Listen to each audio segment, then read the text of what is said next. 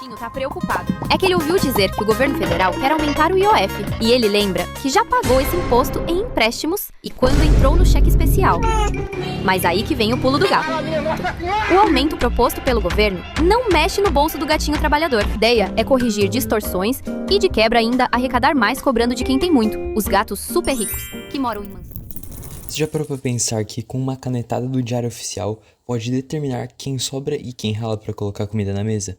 Então, nas últimas semanas, vimos mais um capítulo dessa novela da carga tributária, o aumento expressivo do IOF, que ocorreu num comunicado publicado na sexta-feira pelo governo federal, que anunciou que o IOF para remessas do exterior, financiamentos e VGBL saltaria para 3,38 de uma só vez. E daí quando a bomba estourou, manchetes soltaram que só os ricos iam pagar mais, fazendo toda uma propaganda de que isso não afetaria a vida dos pobres. Mas nesse vídeo eu vou explicar toda a verdade, também mostrando como esse imposto afeta diretamente na vida dos pobres.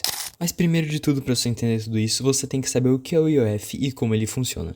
O IOF, Imposto sobre Operações Financeiras, ele está previsto no Código Tributário Nacional e incide sobre várias operações, como câmbio, crédito, seguros, títulos e valores imobiliários. E apesar de ser apresentado como um imposto temporário, o IOF existe desde 1996 e serve a dois objetivos principais: regulação do fluxo de recursos, em que o governo pode usar o IOF para estimular remessas de crédito em épocas de crise, e arrecadação rápida, sem tocar na alíquota de imposto de renda, etc. Então, basicamente é isso. Com a crescente na dívida pública do Brasil, o governo precisa achar mais formas de arrecadar, e uma dessas formas foi o aumento do IOF.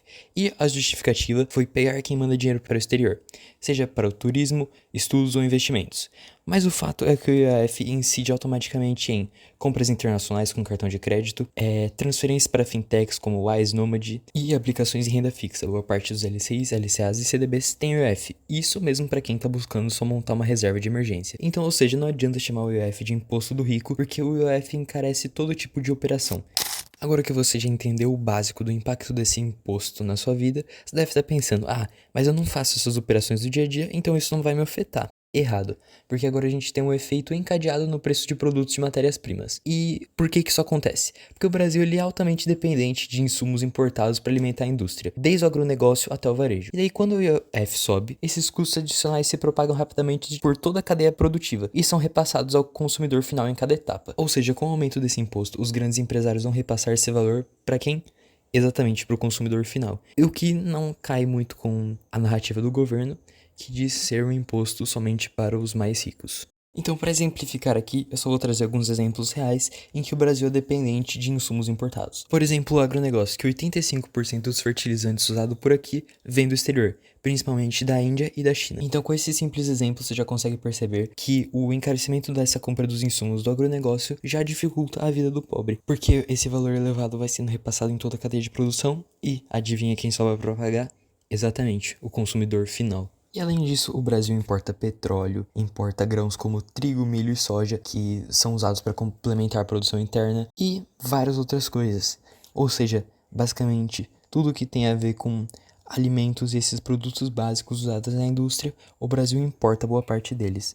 E com isso, o preço final do produto aumenta, afetando assim todo o consumidor final.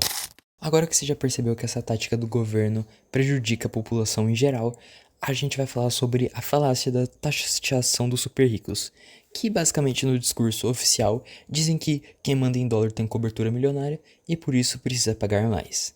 Mas a incidência tributária mostra outro cenário, porque os super ricos, as pessoas que têm grandes fortunas, apresentam diversas blindagens e recorrem a holdings no exterior, offshores e outras coisas, para driblar o IOF e outros impostos aqui do Brasil. E além disso, essas pessoas geram inúmeros empregos. Então, a partir do momento que você dificulta a criação de um negócio, uma empresa ou sua atuação aqui no país, quem se ferra mesmo são as classes trabalhadoras na hora de conseguir um emprego que seja mais bem remunerado e coisas do tipo. Enquanto isso, a classe trabalhadora, que é tão exaltada pelo governo, é quem mais vai ser impactada por ele. Irônico, né? Já que ela não tem acesso a essas blindagens, ela acaba pagando mais.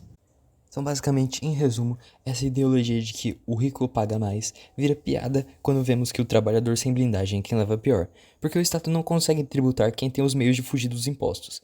E daí, basicamente, o jogo acaba virando.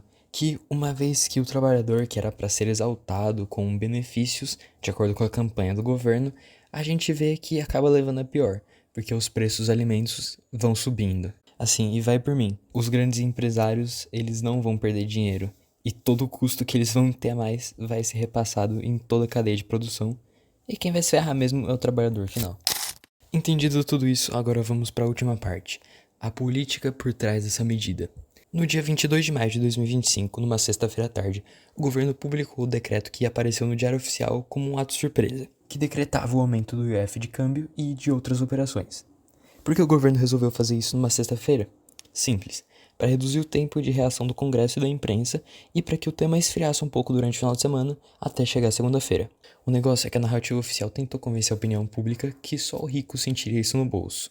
Só que o Congresso Nacional entrou em cena, e numa ação relâmpago na segunda-feira, já se reuniram com caráter de urgência para que houvesse a derrubada desse decreto do IOF.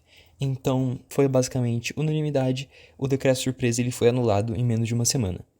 Só que, insatisfeito com a revogação do decreto pelo Congresso, o governo federal, resumidamente o presidente Lula, entrou com uma ação direta de inconstitucionalidade no Supremo Tribunal Federal. E o argumento direto foi que a Constituição autoriza o Poder Executivo para definir as alíquotas do IOF por decreto, daí sim a necessidade dessa aprovação legislativa.